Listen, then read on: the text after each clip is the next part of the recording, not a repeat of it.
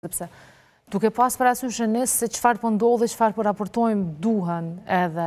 personazhe të tilla që arrin me I pajtu, po do të ishte mirë edhe të parandaloshin krejtësisht. Kemi raportuar gjatë ditës së djeshme për një video të publikuar nga vetë Mefail Shkodra, I cili mbetet si I dyshuari kryesor bashkë me 2 djemtë e tij për vrasjen e 3 fesht që ndodhin në qendër të Gjilanit 3 muaj më parë. Në videomesazh ai ka hedhur akuza mbi drejtësinë, ka përmendur edhe emra të figurave publike. Ndërkaq ne do të lidhemi me ekspertin e sigurisë Bedri Elezi për të kuptuar më shumë detaje rreth mesazheve që Shkodra I dha përmes këtij video incizimi. Mirëmëngjes Bedri Elezi, faleminderit. Mirëmëngjes. Atëherë sigurisht një prej temave më të diskutuara sot dhe gjatë ditës së djeshme është video incizimi I Mefail Shkodrës. Aty janë përmendur dhe shumë emra, kryesisht edhe nga policia dhe fytyra tjera publike. A mund na bëni një komentim të asaj se çfarë mesazhi deshit të përçonte Shkodra përmes këtij video incizimi? Në fakt, ajo që duhet ta theksoj është se edhe në video incizimet e tij kuptohet ajo që kemi thënë së bashku në rastin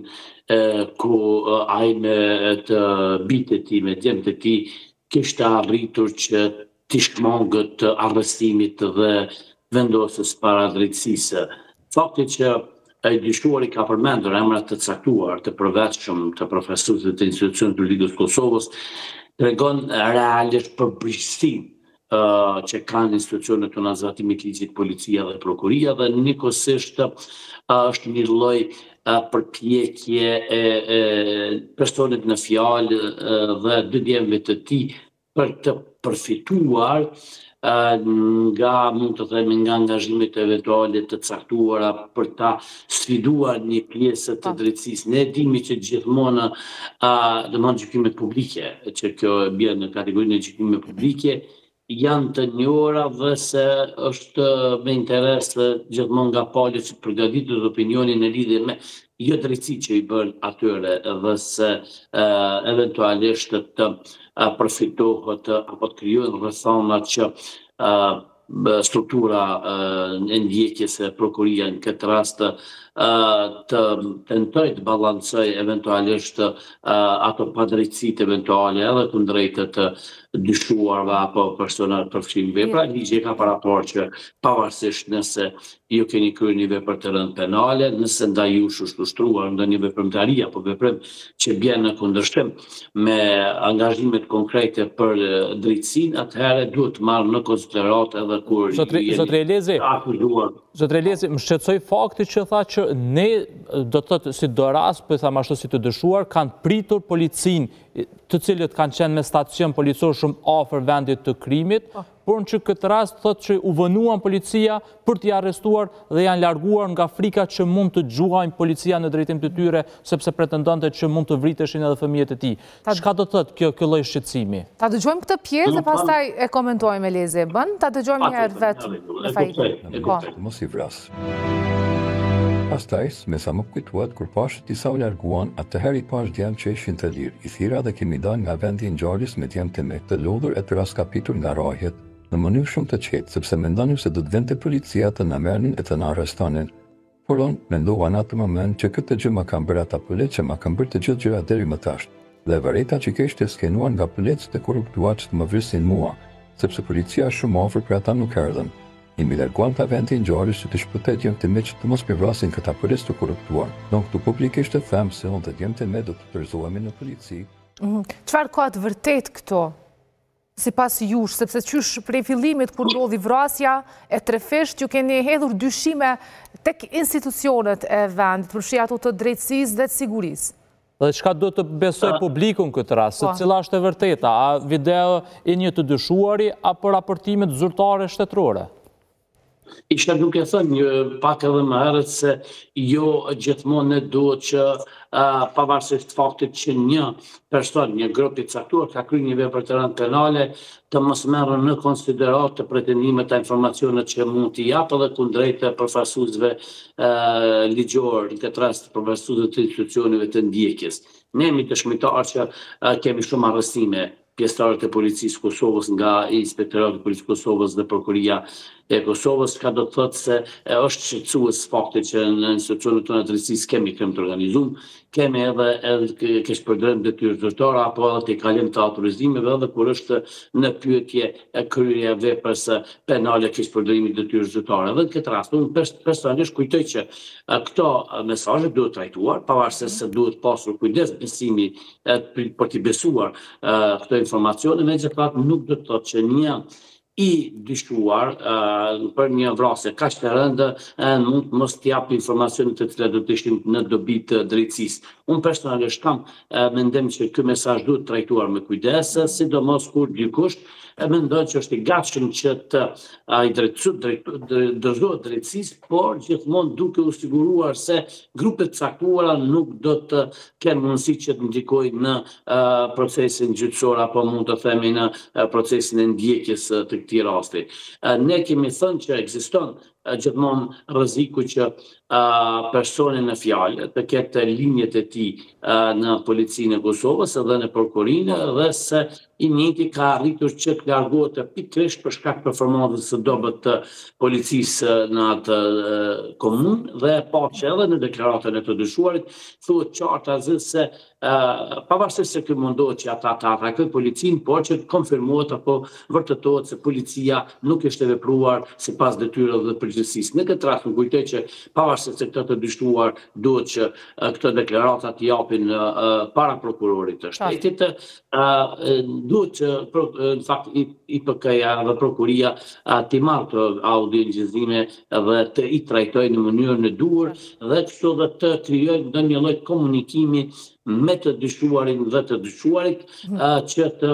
jenë të gatshëm për t'i dhënë këto deklarata në stacionet policore apo në prokurinë e shtetit, në mënyrë që ne mos t'i konsiderojmë vetëm një përpjekje për të takuar institucionet e drejtësisë, duke pasur parasysh faktin se i njëjti apo të njëjtit tani nuk mund të qëndrojnë edhe aq shumë gjatë jashtë Kosovës, dhe duhet që të përballen me drejtësinë. Po, Elezi, Shkodra në këtë rast ka folur dhe për disa emra edhe të policisë, por edhe nga politika. Po e ndjekim një deklarat nga ky videoinqizim dhe kthehemi për ta komentuar. Avtyrjet, Pilja i Karar për para me fajte, Rizda Avtyrjen. Me të Sharifi, Xhaxhai Dardan Arifit është një polic i njësi speciale dhe këta persona shoqërohen së bashku me Bekim Stubrinën apo Bekim Sabedinen. Bekimi është kryesori hetuesve në Qilan dhe të gjithë këta hinin zëra që ne kemi brapa Bek Berishën, na intervenon kudo që ne kemi nevojë, dhe se për këtë rastin tem kishte edhe Bek Berisha, që të më fuse në burg, të cilit i kam shkruar, për më thasë të vinë në Qilan dhe të takohemi, dhe më tregon se kush po më njollos emrin, por nuk erdhi asnjëherë. Pasi dula nga burgu kota pilet. Mirë, pra ka përmendur me Tush Arifi, polici njësi speciale, Bekim Stubina sigurisht një emri njohur apo jo për atë pjesë, por dhe Bek Berishëm. Po, në fakt nuk isha dashur që ti komentoj emrat e përveçshëm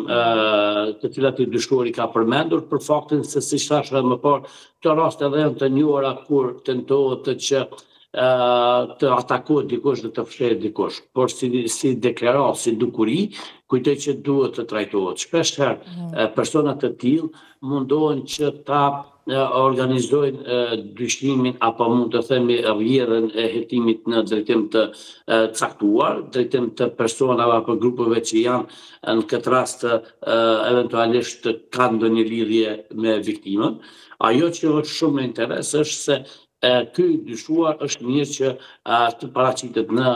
policinë e Kosovës apo në prokurinë e Kosovës dhe të jap ato informacione të dobishme, të rëndësishme, dhe njëkohësisht të konsiderohet nëse ndaj të njëjtit në vazhdimsi është kryer ndonjë veprim i cili vjen kundërshtim me normativat ligjore apo kodin penal të Kosovës, por në asnjë mënyrë nuk arsyetohet vepra të cilën e ka kryer, sepse të gjitha këto i njëjti nëse vërtet i dinte, duhet që t'i thonë të para se të merë të armë dhe të krynë të veprën e rënd që ka kryrë. Pra ndaj mund të themi që edhe nga të dyshuarit, edhe nga të dënuarit, ne mund të sigurojmë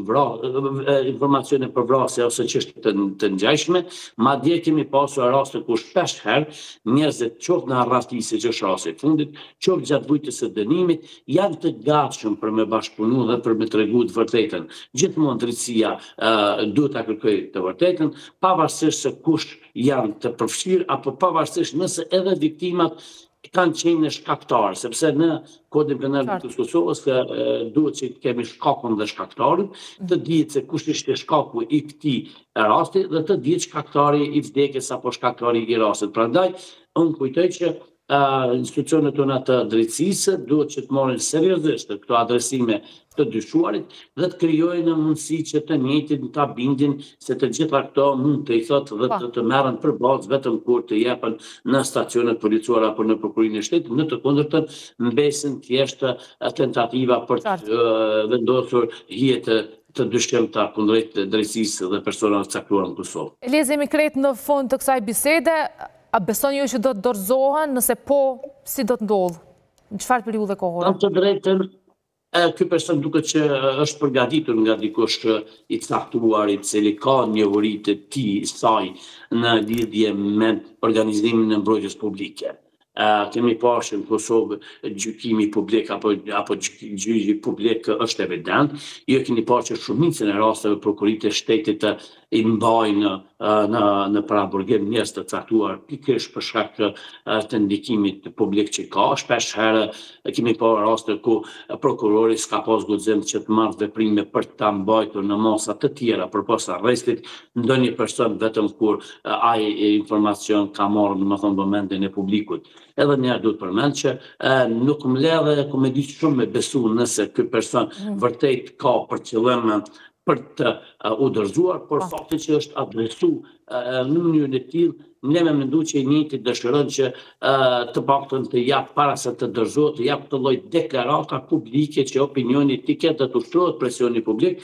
për të u trajtuar edhe çështjet të cilat i dyshuari i konsideron që janë të dobishme për drejtësinë në rastin konkret. Ne kuptojmë që përpjekja e tij dhe familjarëve të tij është për ta lehtësuar, mund të themi, apo për të konsideruar si bashkëpunuese në këtë rast dhe se të njëjtat gjëra i bën publikisht në mënyrë që prokuria mos ketë mundësi që pasi ta vendos papagilave të mos të trajtoj në mënyrën e duhur si bashkëpunëtor dhe ndoshta duhet besoj së fundi që vërtet ky dhe djemtë e tij janë të gatshëm për të përballur me drejtësinë, sepse jemi të sinqertë, arratia është e kushtueshme dhe është shumë e vështirë për të gjithë ata që vendosen të jenë në arratije, sidomos për një familje, sepse në rastin konkret kemi të bëjmë me të babajnë dhe 2 djemtë të tij, që vërtet është mjaft sfiduese. Elezi, faleminderit shumë për këto informacione që i solle në këtë mëngjes. Faleminderit gjithashtu për mundësinë. Miqdashur, kemi nis me